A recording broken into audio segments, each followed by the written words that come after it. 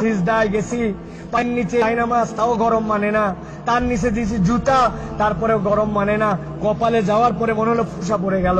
উঠার পরে সবাই তো তাড়াহুড়া করতেছে, আর উনি বলতেছে, আরে আমার পায়ের নিচে যায় নামাজ, আমার পায়ের নিচে জুতা, তারপরে আমার পায়ে গরম লাগে।